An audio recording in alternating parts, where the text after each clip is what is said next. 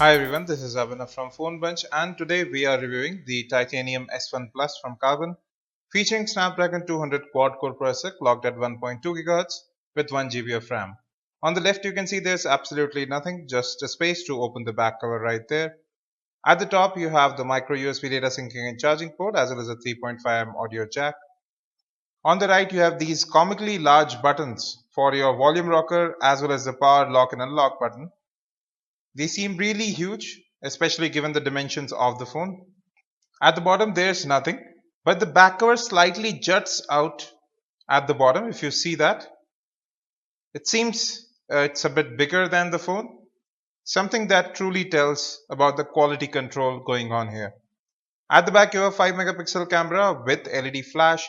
It's capable of recording 720p video. You have that Carbon logo right there. At the bottom there is no speakerphone, it's actually in the front, and you can see the back has a sort of matte finish, but it still attracts fingerprints. So now we have opened up the back cover. It doesn't bend or flex that much, especially when on the phone. On the inside you can see that you have two full-size SIM card slots. SIM 1 takes you in your 3G SIM cards, and then you have your micro SD card slot, which has a sort of a metallic tray there. These tend to break, I really don't like them. And you have the 1500 mAh battery right in there as well. The phone generally has a solid build apart from the buttons, which do tend to wobble a little bit. Coming to the front, you have a 4-inch WVGA display that's 800 by 480 pixels, 3 capacitor buttons at the bottom which do not light up, microphone at the bottom as well. At the top you have a VGA front-facing camera, proximity and light sensors, as well as your main earpiece. Now as I was saying, the earpiece is also your loudspeaker. They have been integrated together. It's not that loud and it does crackle a little bit. Talking about the display, it has good viewing angles, much better than the Iris 406Q. The color reproduction is definitely a bit lacking. It seems a bit washed out. I'll just change some wallpaper so that you can see that yourself. The colors do look sort of natural, but they're still a bit washed out.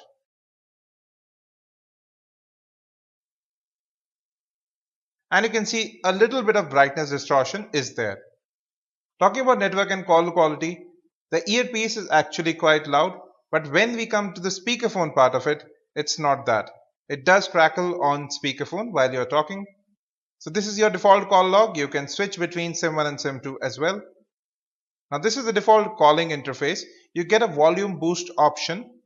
You see right there on the left, it works on both the earpiece while you're talking or on the speakerphone and does add a little extra in the volume. A good option there definitely, especially if you are in a noisy environment. You have a call record option available too.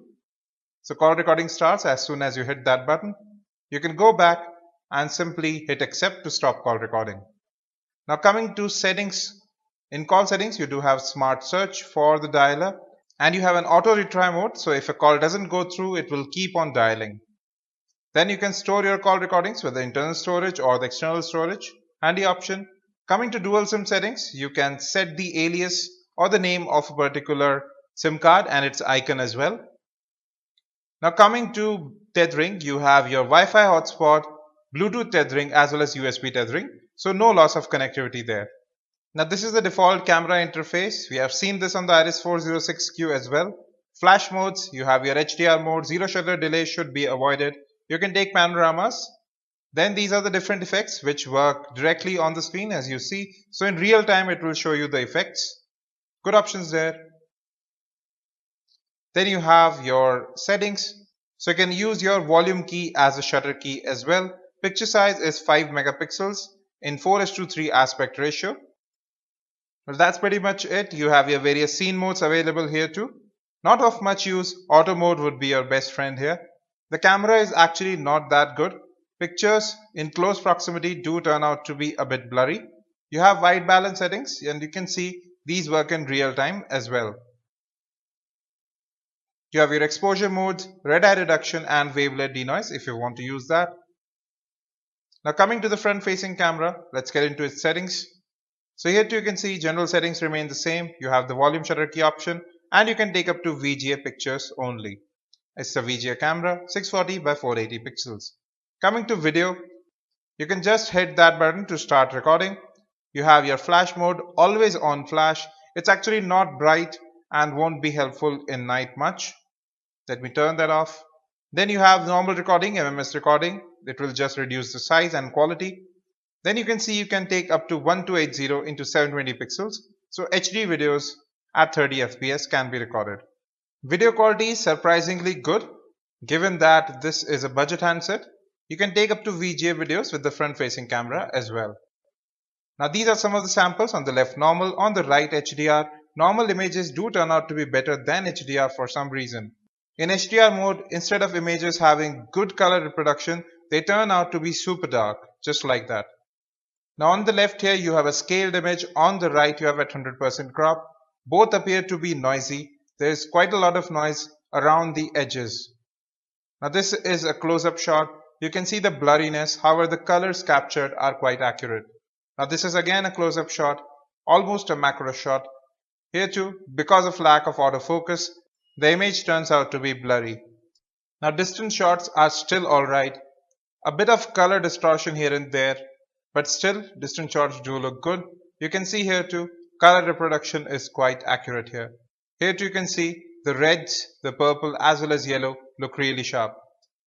All in all, distant shots do appear to be good. You can't take close-up shots because of lack of autofocus.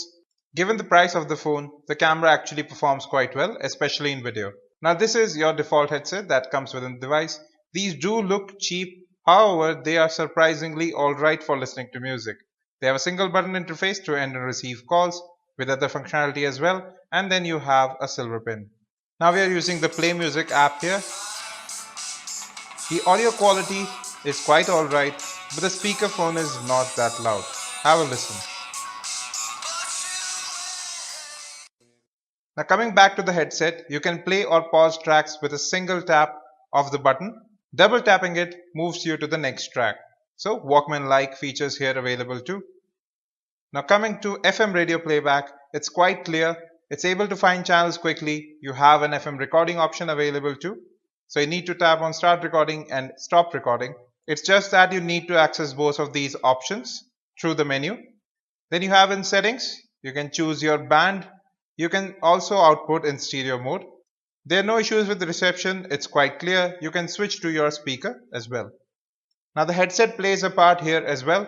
So if you tap it once, it stops FM radio playback. Tap it again, it starts the playback again. Very handy features there.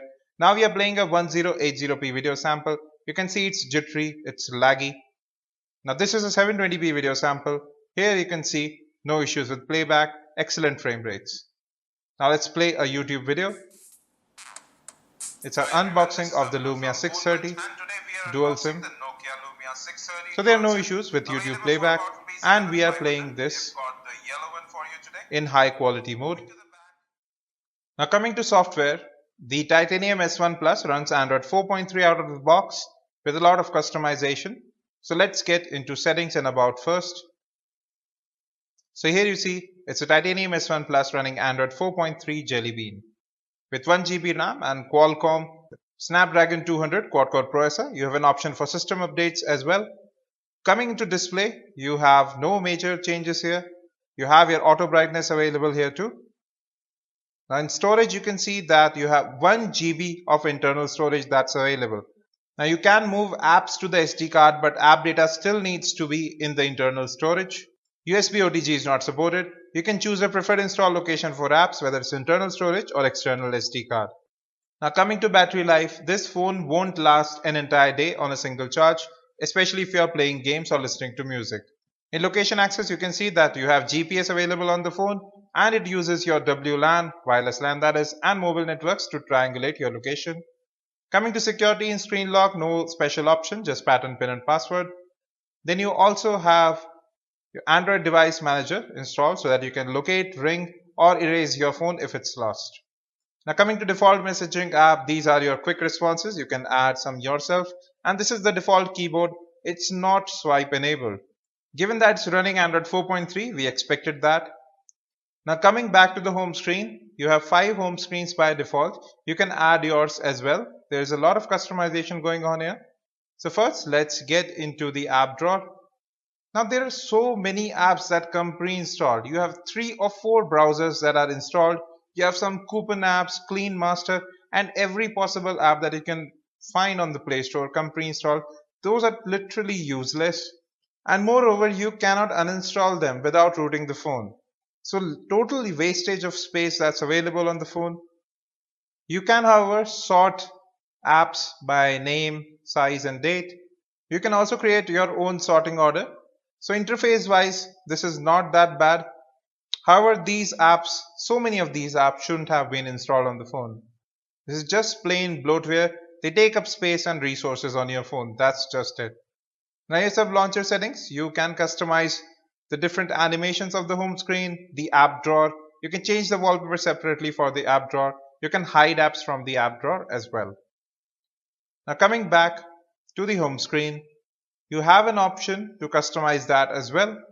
Although the option should have been available in the menu, but instead what you need to do is long tap on the display and you will get an option to add either widgets or change the wallpaper from right here. So you can simply drag, drop and add a widget to the home screen, any of the different home screens that you have added. Now if you pinch zoom on the home screen, you will get the option to add more home screens. You can add maximum up to 9 or you can delete the previous ones as well. Now this is web browsing test, so we have loaded phonebunch.com. You can see that the scrolling is rather fluid on the phone. Now let's see our full website here. Again, scrolling is not an issue. Text reflows quite quickly as you see, and pinch to zoom is also quite fluid. The text does look a bit pixelated here, and the contrast level should have been higher. Now talking about general performance, the phone does work quite well. The apps open up quickly. In general, there are no issues with touch response or anything else. Even in benchmarks, it proved its mettle. And in gaming too, there was no lag anywhere. But this phone gets heated up very quickly while playing games and sometimes in general use. The display is definitely better than the RS406Q, but is plagued by the same heating issues. It's built better. It looks much better than the RS406Q as well, but again the same issues which should have been resolved prior to launching this phone. Then there's a lot of bloatware that comes pre-installed, something we don't appreciate at all. And given that the Moto E has been launched in India with just rupees 1000 more, that's definitely a much better bet than the Titanium S1 Plus or the RS406Q. Well folks, you can watch its unboxing from right here, the gaming review of the Motorola Moto E, as well as the full review of the Lava RS406Q from right here. If you still have any questions, don't forget to ask in the comment section. Thanks for watching and have a great day.